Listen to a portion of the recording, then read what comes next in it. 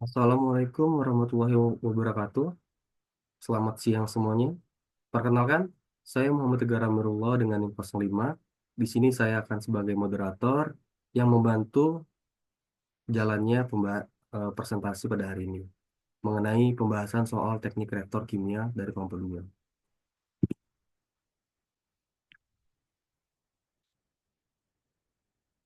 Tentu saja di kelompok 2 ini tidak hanya saya sendiri, kami mengerjakannya bersama-sama atau dalam artian ini adalah hasil diskusi dari kelompok 2 yang beranggotakan Fania Talitananta dengan NIM 01, Siska Noviana dengan NIM 03, ada Madi Arsalan dengan NIM 10, yang terakhir ada Dorma Munte dengan NIM 29. Langsung saja masuk ke dalam soal.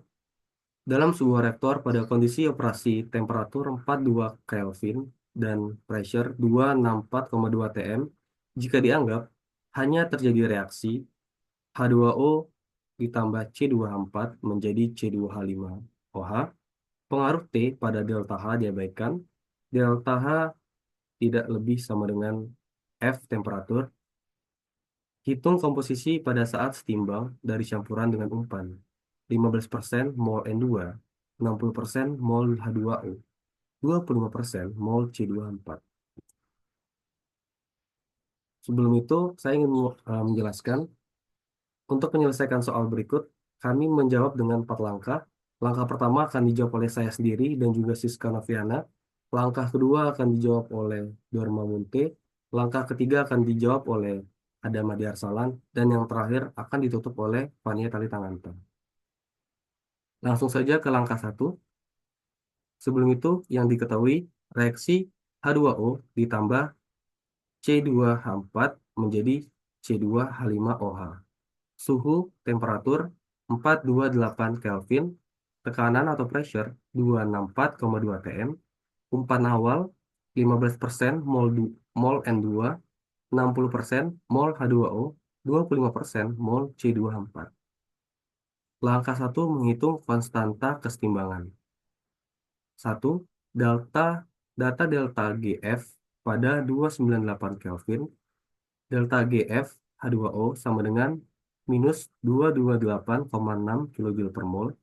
Delta GF C2H4 sama dengan 68,4 kJ per mol. Delta GF C2H5OH sama dengan min 18,5 kJ per mol. 2. Hitung delta G reaksi. Delta G sama dengan delta GF C2H5OH dikurang dalam kurung delta GF H2O ditambah delta GF C2H4.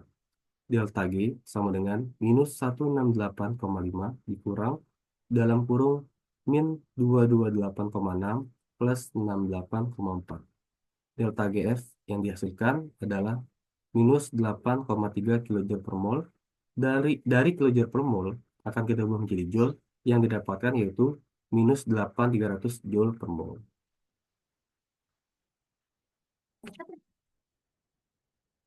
Baiklah, di sini saya akan melanjutkan dari langkah 1, yaitu eh, untuk nomor yang ketiga ini, yaitu hitung K pada 298 Kelvin, yang dimana delta G-nya yaitu min RT kali ln K. Nah, ln K sama dengan min delta G per RT. Ln K sama dengan, karena delta G-nya yaitu minus 8.300, bertemu minus, jadi hasilnya plus 8.300 dibagi dengan R-nya yaitu 8,314, T-nya yaitu 298. Didapatlah hasilnya 3,35.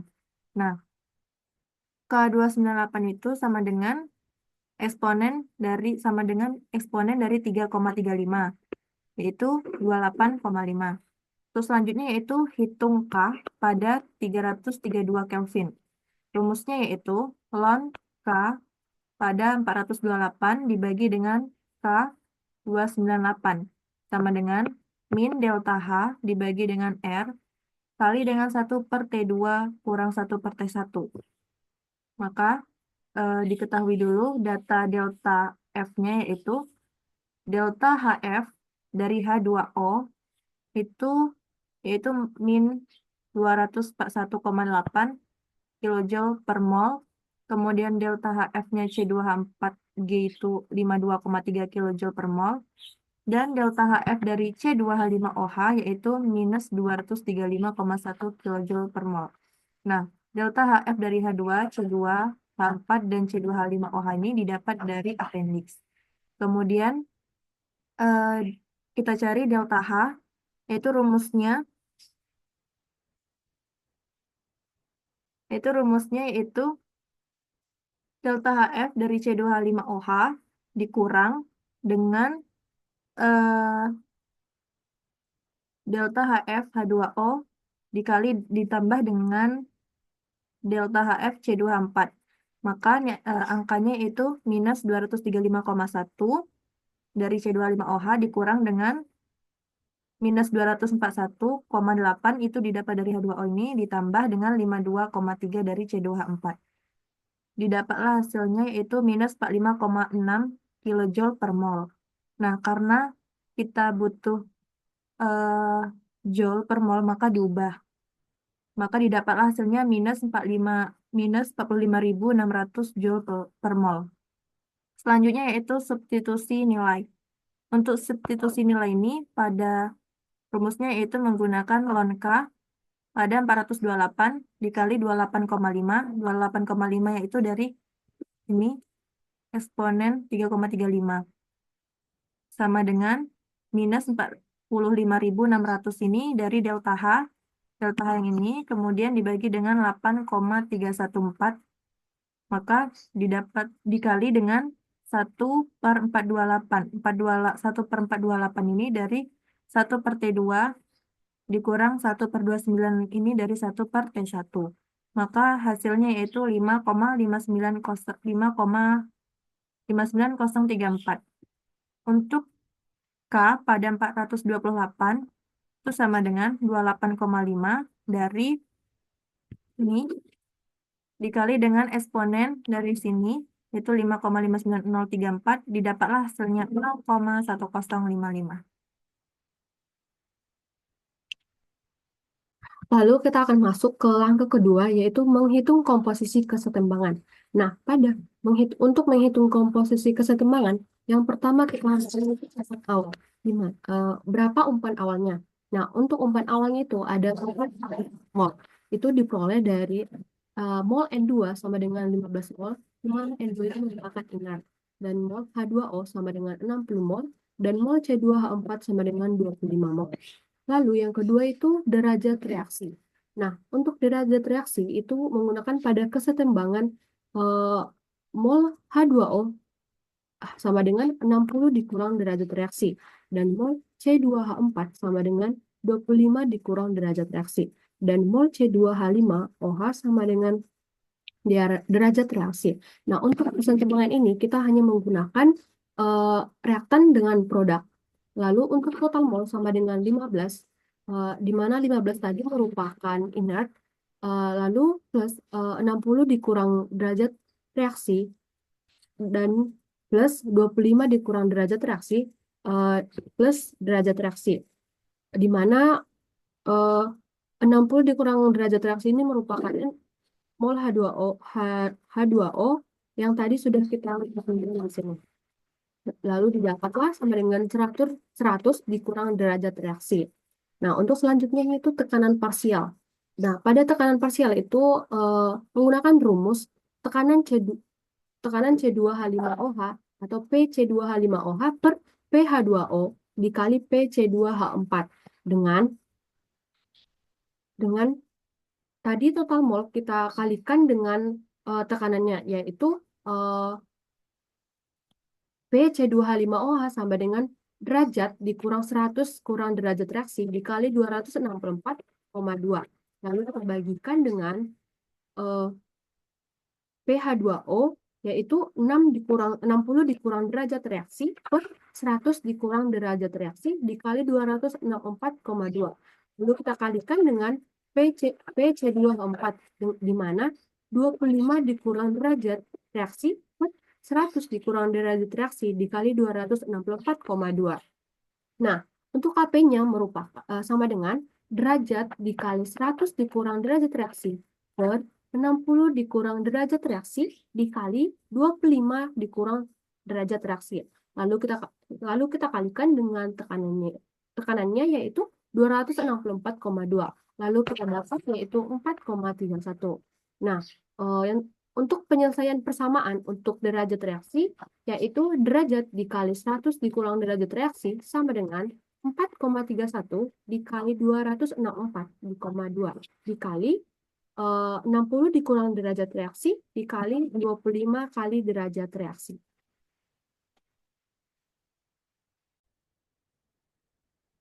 Oke, baik, di sini saya akan menjelaskan untuk langkah 3 yaitu trial and error untuk persamaan derajat reaksi.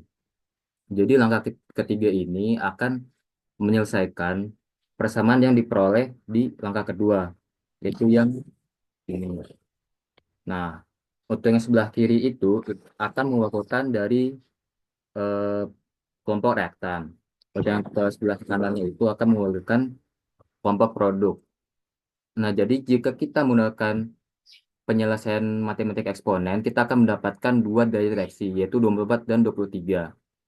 Nah, untuk menentukan mana yang akan dipakai untuk langkah keempat, itu kita akan melakukan trial dan error, yang dimana hasilnya itu sebelah kanan harus lebih besar angkanya dari sebelah kiri. Jadi kita akan melakukan substitusi derajat reaksi ke dalam persamaan reaktan, yaitu derajat reaksi dikali dalam kurung 100 kurang derajat reaksi. Itu tinggal dimasukin saja, berarti 24 kali 100 kurang 24. Hasilnya itu 76.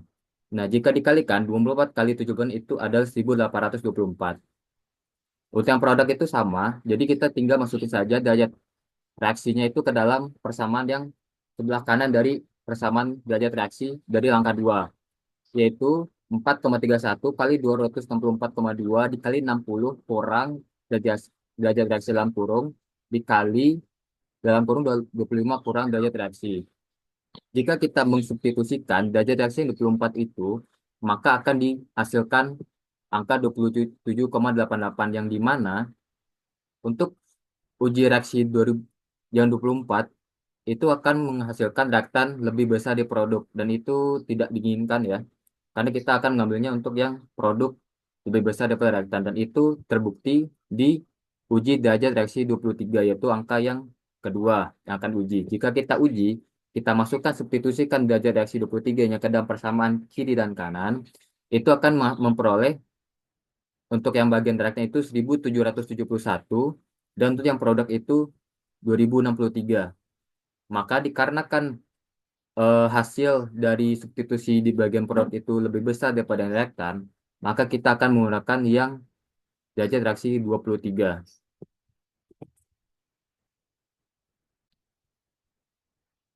Baiklah, di sini saya akan menjelaskan langkah keempat, yaitu menentukan komposisi kesetimbangan dengan menggunakan derajat reaksi 23 mol. Jadi, seperti yang kita ketahui tadi di awal, diketahui bahwa si komposisi H2O-nya itu sebesar 60%. C2H4-nya itu sebesar 25% dan N2-nya itu sebesar 15%. Jadi di sini karena kita menggunakan derajat reaksinya 23 mol, oleh karena itu komposisi yang awal tadi kita kurangkan dengan komposisi derajat reaksi sebesar 23 mol ini.